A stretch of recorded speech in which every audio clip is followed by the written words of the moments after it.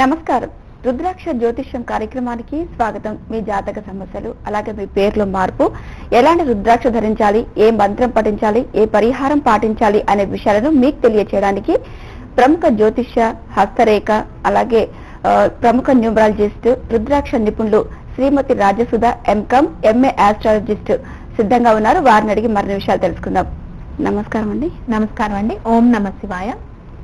Okay, Rajasudha గారు, రత్నధారణ చేసిన తర్వాత వాటి ప్రభావం ఎన్ని సంవత్సరాలు ఉంటుందంటారు? సాధారణంగా రత్నధారణ అన్నది జాతక పరిశీలన ద్వారా సజెస్ట్ చేస్తూ ఉంటామండి.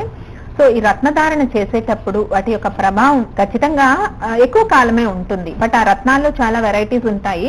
అంటే లో క్వాలిటీ రత్నాలు ఉంటాయి, హై క్వాలిటీ రత్నాలు ఉంటాయి. అంటే క్వాలిటీ బట్టి ప్రభావం ఉంటుంది.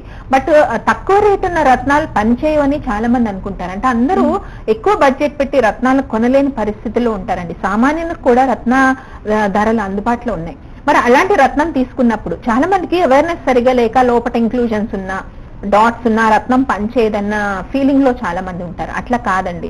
రత్నం న్యాచురల్ అయితే ఖచ్చితంగా పనిచేస్తుంది. బట్ ఈ ఇంక్లూజన్స్ ఉంటే మనకి కొంచెం ధరలో తక్కువకి వస్తుంది. బట్ ఆ రత్నం తీసుకునేటప్పుడు కరెక్ట్ గా దాని మంత్రోచ్చారణ గాని కరెక్ట్ సమయంలో, హోరాకాలంలో ధరించి, ఎంతకాలం అంటే ఏ దీనికని వాళ్ళు వచ్చారు ఆ రత్నం అంటే సపోజ్ ఫైనాన్షియల్ క్రైసిస్ కి అలా వేసుకున్నప్పుడు, లేకపోతే వివాహానికి, వివాహం ఆలస్యం అయినప్పుడు రత్నధారణ సజెస్ట్ చేసినప్పుడు, మరి ఆ ప్రాబ్లం తో వచ్చేటప్పుడు వాళ్ళకు ఒక మంత్ర పఠనం అనేది మనం ఇస్తూ ఉంటాము. ఆ 3 months 6 months ఖచ్చితంగా మార్నింగ్ టైంలో, హోరా టైంలో మంత్రం పఠిస్తూ ఉంటే రత్నం యొక్క పవర్ మరింత రెట్టింపు అయి తొందరగా వాళ్ళ యొక్క ప్రాబ్లమ్స్ ని ఓవర్కమ్ అవడానికి అవకాశాలు ఉంటాయి.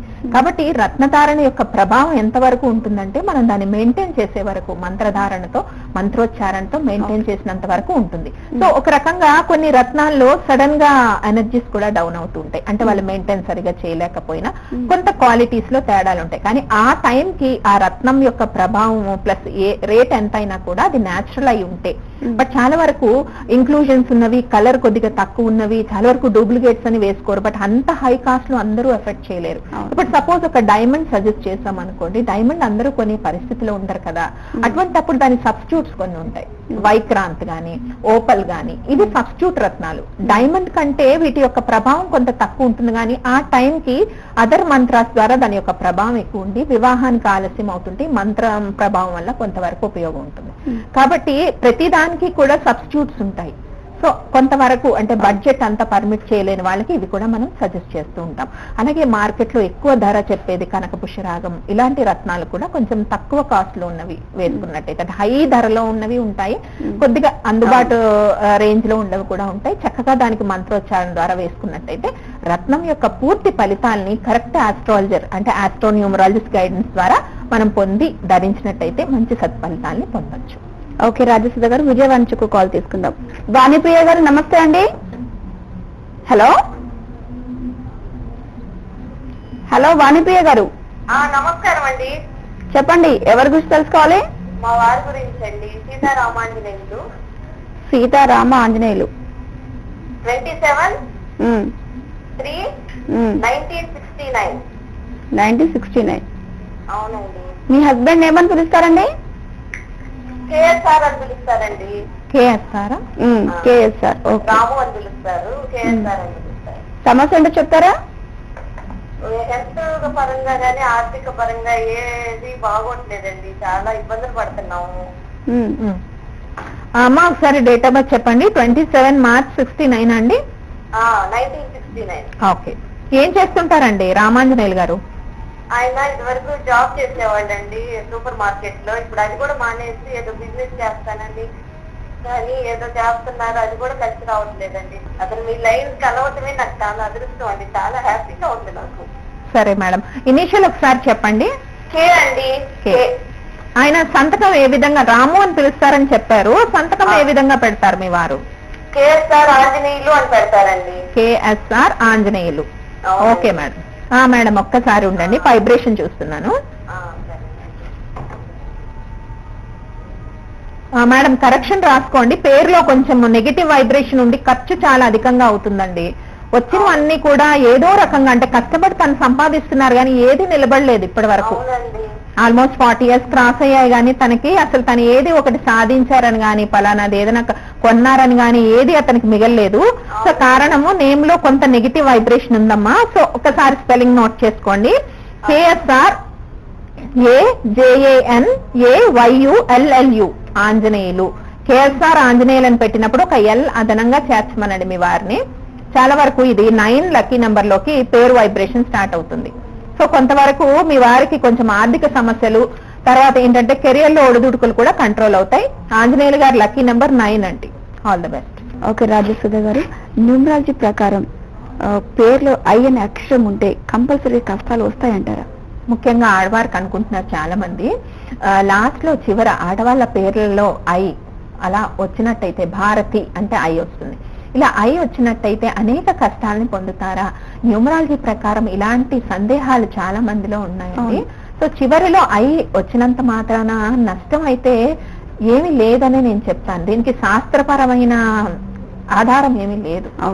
లాస్ట్ లో ఐలు వచ్చిన చాలా వరకు కష్టాలు పొందుతారు. దేవి అన్న పేరులో ఐ వస్తే, భారతి అన్న పేరులో, ఇలాంటి చాలా వరకు ఇవి టెన్షన్స్ గా సొసైటీ చాలా టెన్షన్ పడుతున్నారు. దీనికి ఎక్కడా శాస్త్రీయ ఆధారం లేదండి. ఇప్పుడు న్యూమరాలజీ గురించి మనం చెప్పాము అంటే న్యూమరాలజీ ఉంది, అది భారతీయ జ్యోతిష శాస్త్రంలో ఒక భాగము అని మనం చెప్పుకున్నాం. అంటే చాంద్రమానము, సూర్యమానం, ఇలాగ ఒక సైంటిఫికల్ రీజన్ మనం చెప్తాం. న్యూమరాలజీ అంటే ఒక సూర్యమానం అని, దానికి ఇది ఆధారం ఉందని, సూర్యమానాన్ని కూడా మనం అనుసరిస్తూ ఉన్నామని ఇంత మనం వివరణ చెప్పాం న్యూమరాలజీకి. మరి ఈ ఐలు ఆడవాళ్ళ పేర్లలో ఉంటే కష్టాలు వస్తాయి అన్నదానికి ఎటువంటి శాస్త్రీయ ఆధారం లేదు. సో ఏ విషయాన్నైనా మనం నమ్మేటప్పుడు దాని వెనక శాస్త్రీయ ఆధారం ఉంటేనే నమ్మాలి, సైంటిఫికల్ రీజన్స్ ఉంటేనే మనం దీన్ని బిలీవ్ చేయాలి. కాబట్టి ఐలున్న స్త్రీల పేర్లలో కష్టాలు అంటే ఆ పేరుతో పెట్టుకున్న వాళ్ళ కష్టాలు వస్తాయని ఎక్కడా లేదు. సో నేమ్ వైబ్రేషన్ కరెక్ట్ గా ఉన్నట్టయితే చివరిలో ఐ ఉన్నా కూడా ఎటువంటి సందేహం లేకుండా పేరుని కంటిన్యూ చేసుకోవచ్చు. చాలా వరకు ఐ ఉన్న ప్లేస్ లో డబల్ ఈని గాని వైని గాని సరి చేస్తూ ఉన్నారు. సో ఆ రకంగా సరి చేసుకోవచ్చు. బట్ ఐ ఉండడం వల్ల ఎక్కువ నష్టం జరుగుతుంది అన్న దానికి శాస్త్రీయ ఆధారం లేదు. కాబట్టి దాన్ని మనం తలుచుకుని ఎక్కువగా టెన్షన్ పడ్డం అనవసరం. జాతక ప్రకారం కాలసర్ప దోషం ఉంటే ఒకసారి నివారణ చేయించుకుంటారు అంటే మళ్ళీ జీవితాన్ని అలా చేయించుకుంటూ ఉండాలా, లేకపోతే అక్కడికి స్టాప్ అయిపోతుందంటారా? ఇంకా ప్రధానంగా కాలసర్ప దోషం అనేది ఫస్ట్ మనిషి జీవితంలో రిఫ్లెక్ట్ అయ్యేది మ్యారేజ్ దగ్గర అండి. చాలా వరకు మ్యారేజ్ డిలేస్ అవుతుంటాయి. కాలసర్ప దోషం అంటే రాహుకేతువులు మధ్య గ్రహాలు బంధింపబడి ఉండడం, ఇది సవ్య కాలసర్ప దోషం ఉంది. అపసవ్య కాలసర్ప దోషం కూడా ఉందండి. సో కాలసర్ప దోషం అన్నది చాలా మంది అభిప్రాయం ఏంటంటే దేశ అరిష్టానికి ఇది ప్రామాణికమే గాని పర్సనల్ గా అప్లై కాదని చాలా మంది అనుకుంటూ ఉంటారు. బట్ కాలసర్పం ఉన్న జాతకాల్లో చాలా వరకు నేను అబ్జర్వ్ చేసింది లైఫ్ కొంచెం అబ్స్ట్రక్షన్స్ గా ఉంటుంది. ఒకవేళ మ్యారేజ్ తొందరగా అయిపోతే వైవాహిక జీవితంలో సమస్యలు, చాలా వరకు మ్యారేజెస్ ఎక్కువ డిలే అవుతుంటాయి కాలసర్ప దోషంలో. సో అటువంటి అప్పుడు మనం కరెక్ట్ పరిహారం అనేది చెప్తా ఉంటాం. కాళహస్తి పూజ చేయించండి, ఈ రాహుకేతులకి జపం, దానం, తర్పణం ఇవి ఇవ్వండి, ఇలా కొంత అడ్వైస్ చేస్తూ ఉంటాం. ఆస్ట్రాలజీ బట్టి కొన్ని పరిహారాలు చెప్తూ ఉంటాం. సో ఇవి చేసిన తర్వాత వివాహం జరిగిన తర్వాత కొంత సమయం బాగానే ఉంటుంది, మళ్ళీ కొన్ని అబ్స్ట్రక్షన్ స్టార్ట్ అవుతుంటాయి. సో అటువంటప్పుడు మళ్ళీ పరిహార మార్గాలు కొన్ని పాటించినట్టయితే ఎప్పటికైనా కూడా దాన్ని మనము రెన్యువల్ చేస్తూ ఉండాలి. అంటే గ్రహాలు ఎప్పుడైతే నెగిటివ్ ఎఫెక్ట్స్ ఉన్న గ్రహాలు జాతకంలో ఉన్నాయో కొన్ని సందర్భాల్లో దోషం మన పరిహారం చేయగానే తగ్గి వివాహం జరిగి కొంతకాలం అయిన తర్వాత మళ్ళీ దాని రిఫ్లెక్షన్ సంతానానికి స్టార్ట్ అవుతుంది. అప్పుడు దాన్ని మళ్ళీ రివీల్ చేసుకోవాలి, అంటే మళ్ళీ దాన్ని రెన్యువల్ చేయాలి. అట్లా చేస్తూ ఉంటే కొంతవరకు ఈ నెగిటివ్ ప్లానెట్స్ ఎఫెక్ట్స్ మనం తగ్గించుకోవచ్చండి. సో వీటన్నిటికీ నివారణగానే ఇప్పుడు చక్కగా రుద్రాక్ష వచ్చేసింది.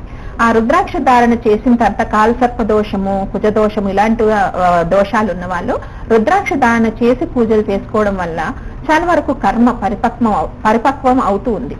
సో ఇంకొక విషయం ఏంటంటే రుద్రాక్ష అన్నది అప్ టు డేట్ ఎప్పుడు మెడలో ఉంటూ ఉంటుంది. కాబట్టి ఒక్కొక్కసారి పరిహార మార్గాలు పాటించకపోయినా అంటే ఒకసారి చేసుకుంటే సరిపోతుంది. ఆ నెగిటివ్ ప్లానెట్స్ ఎఫెక్ట్ బాడీ పైన ఉండకుండా రుద్రాక్ష అప్డేట్ చేస్తూ ఉంటుంది. ఎందుకంటే రుద్రాక్ష పరమశివుడికి సంబంధించింది కాబట్టి గ్రహాలు ఇవన్నీ కూడా శివుడు ఆధీనంలో ఉంటాయి. కాబట్టి ఒక్కసారి రుద్రాక్ష ధారణ మనం జాతక ప్రకారం చేసినట్టయితే చాలా దోషాలు కొంతవరకు, అంటే మొత్తం దోషం పోతుందని నేను చెప్పను, కొంత ప్రభావాన్ని తగ్గించుకొని ఆ మైండ్ మీద లోడ్ తగ్గి మనకి పరిష్కార మార్గాలు అన్వేషించబడతాయి అన్నది ఇప్పుడు హైందవ సాంప్రదాయంలో బలంగా నమ్ముతాం. రుద్రాక్షకు ఉన్న ప్రత్యేకత అలా ఉంది హైందవ సాంప్రదాయం.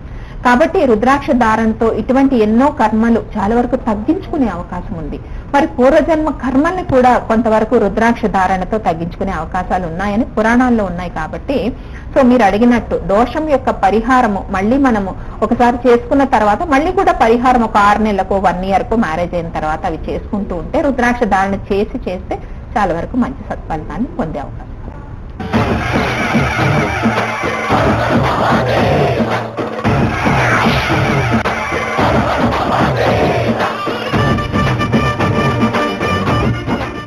ఆస్ట్రాలజీ మనిషి పుట్టిన సమయం బట్టి లగ్నము, యోగము, దశను బట్టి ప్రస్తుత సమయం ఎలా ఉంది, దశ ఎలా ఉంది, యోగం ఎలా ఉంది, గోచారం ఎలా ఉంది, జాతక దోషాలు ఎలా ఉన్నాయి అని చెప్పేదే ఆస్ట్రాలజీ.